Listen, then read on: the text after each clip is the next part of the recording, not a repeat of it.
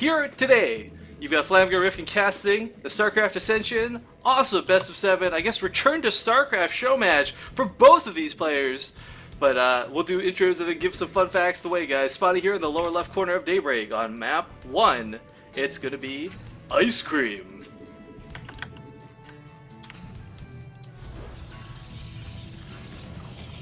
Cue Flamgo's intro. Alright, and in the top right hand corner we have the blue Protoss, because I wasn't sure what I was doing. It is Lucky. Yeah, it's early morning in Australia for this show match, guys, so go buy Flamgo some coffee or something. But okay, some fun facts about these players, because again, these are two returning players to StarCraft. Some people all obviously know them, the people associated with StarCraft Ascension. For those who don't, I gotta say, like, first off, Lucky, he kind of shocked me. I asked him, like, do you have anything you'd like for us to share at the stream? And the first thing he did ask, is like, could you give out my Twitch info? I guess he streams semi-frequently. It's twitch.tv/gookyboy, GOOKYBOY. But more importantly, this guy started playing StarCraft when he was 15 years old. He's now 18, he's in the Air Force, and he's looking to get back in full swing. I guess, as before, he was GM tons of times in the past, but took a bit of a break. I guess mostly, I'm assuming, to finish school/army. Now he's back in full swing. That's pretty sweet. People say we should...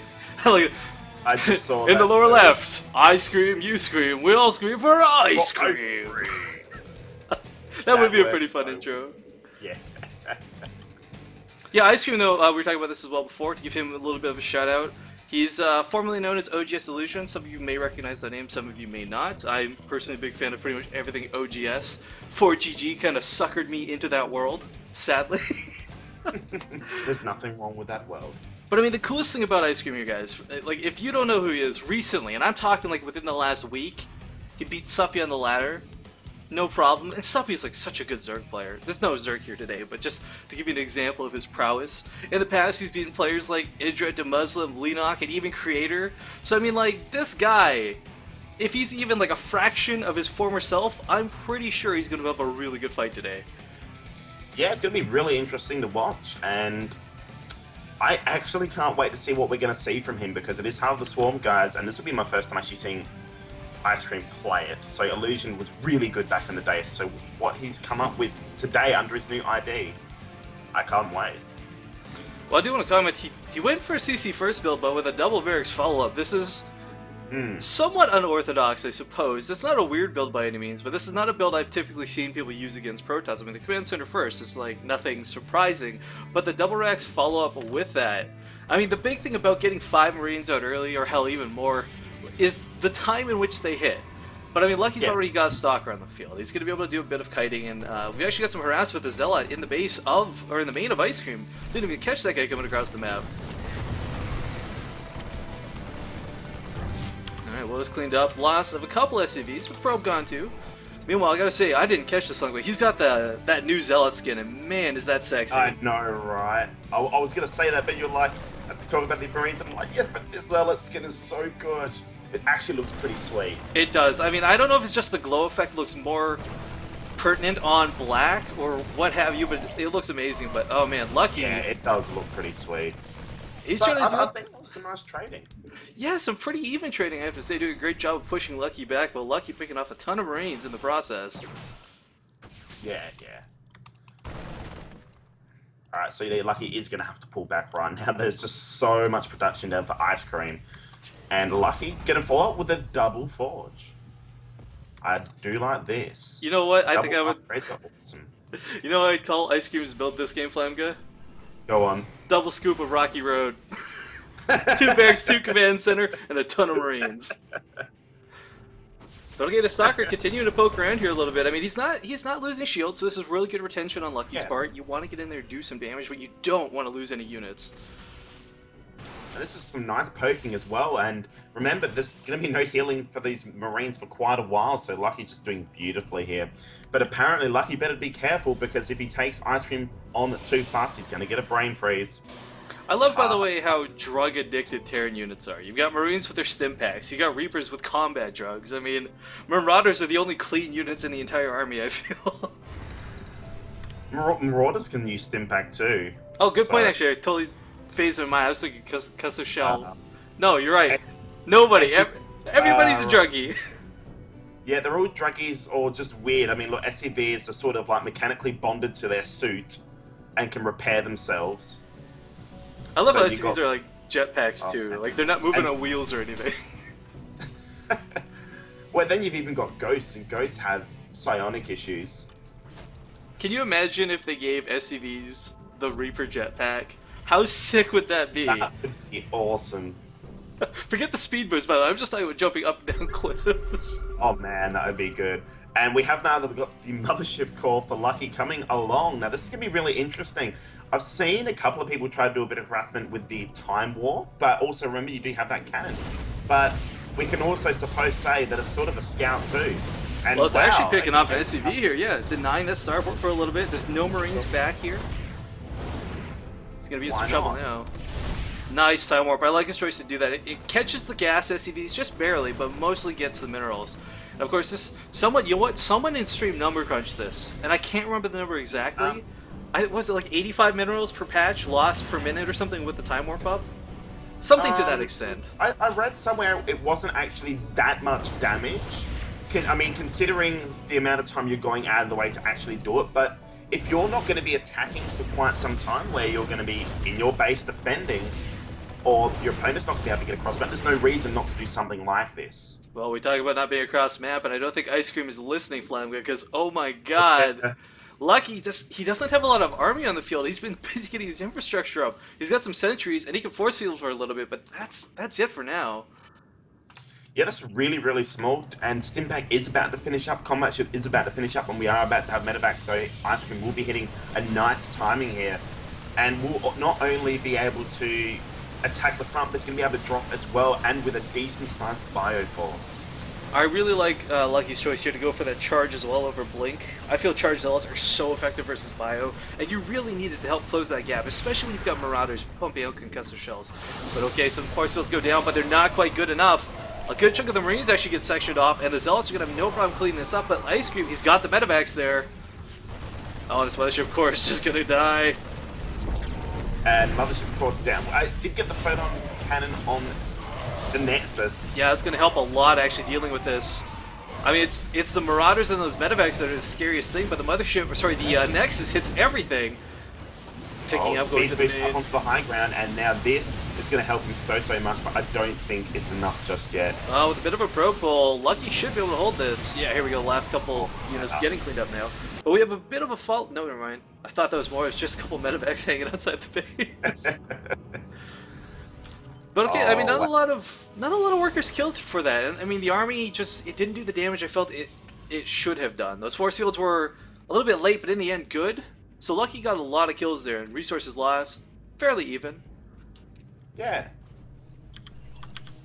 Upgrades on the way as well for both players. Too bad. Do we have 2-2 up for the Protoss? We do. Okay, so there we go. So the one thing Lucky's going to have here is going to be 3-3 so fast. I mean, look, 2-2 is going to be done for Lucky before Ice Cream's 1-1 is anywhere near completed. This Protoss army is going to be drugged up to the max on upgrades. The best way to be drugged up.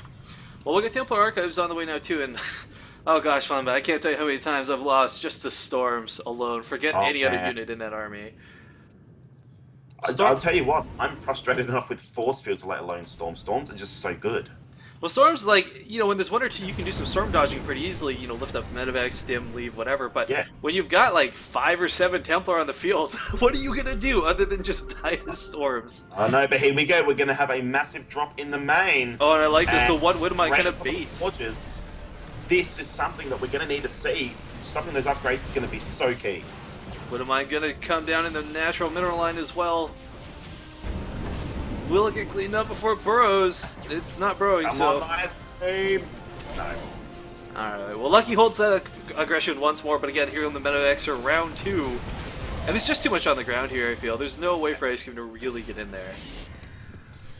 Which is really disappointing, because that would have worked really well, but completely forgot about the Widowmine.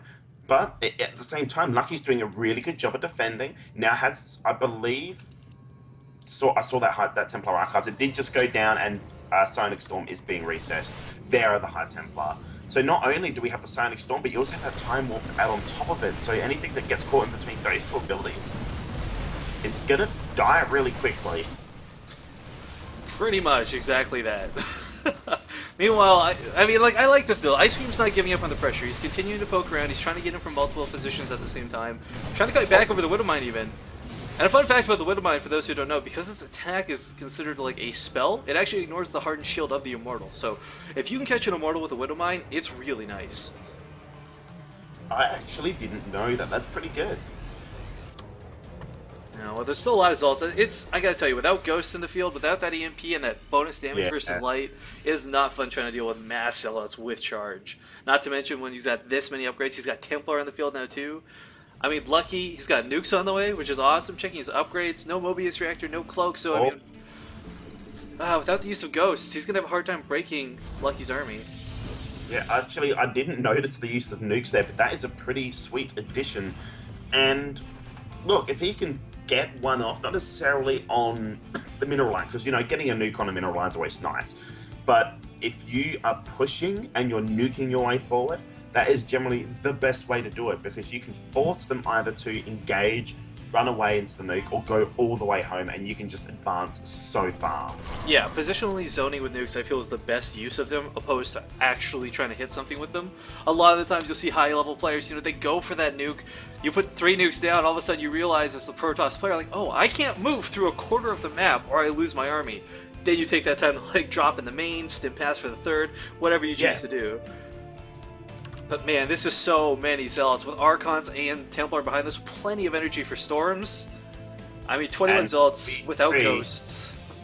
Oh man, 3-3 is just about to finish up. The level 3 weapons has level 3 armor will, and it's going to be 3-3v1-1 if Lucky pushes out as soon as it finishes. Actually, one thing I want to comment on here is if Ice Cream had a couple more Ghosts on the field, Cloak would be really abusive as we don't have any obs on the field, Lambda. Well, one, sorry.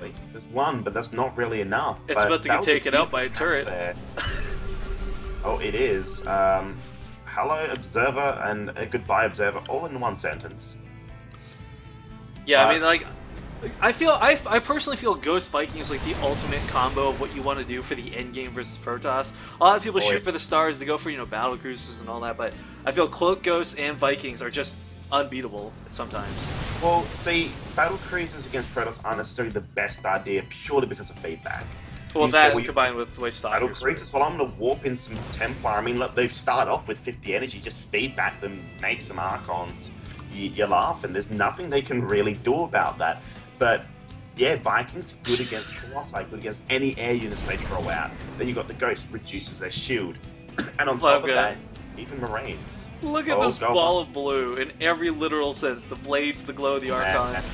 Nice EMPs going out, but not catching any of the energy units. I mean, yeah, he got a couple sentries, but it's those darn Templar that are the scary threat to this. Yeah.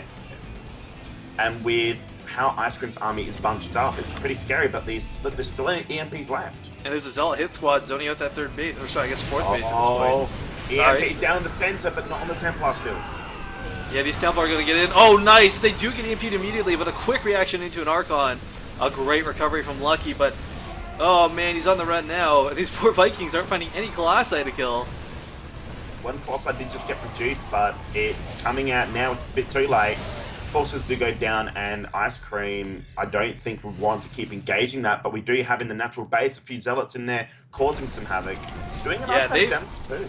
Those 4 Zealots have been running around from that third this whole time. They're going to maybe get this Ghost. 20 workers picked off at this point as well, but I mean, when you're on 4 bases as Terran, that's a lot of mules. You don't mind losing those SCVs. Oh yeah. We still have that Ghost or the nuke available too. Cloak just started here for Ice Cream. It's really almost impossible to use a nuke without Cloak, I swear. I've not seen a pro player pull that off. Alright, well, it's now 4 base v 4 base. The 4th bases for both players just setting up. We're seeing a planetary fortress at the 4th for Ice Cream, which is an interesting choice, seeing as the front 3rd base is an orbital, and that's most likely, I suppose, one that's going to get the most... He's had to lift it twice now to the Zelda buys. I completely understand. That's true, yeah. But man, this Colossus is going to make it a little bit harder for those Ghosts to get those EMPs off. That huge range from that Thermal Lance is going to zone this army out, but it looks like he's going to move in while Ice Cream moves out, and this could be bad.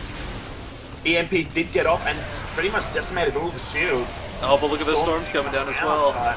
Okay, never mind, more storms come down, and Lucky just has such an advantage here right now. Lucky is turning Ice Cream into Ice Cream Soup at this point. I mean, he is just losing his army, melting left and right. One single Marauder remaining, that's it, GG!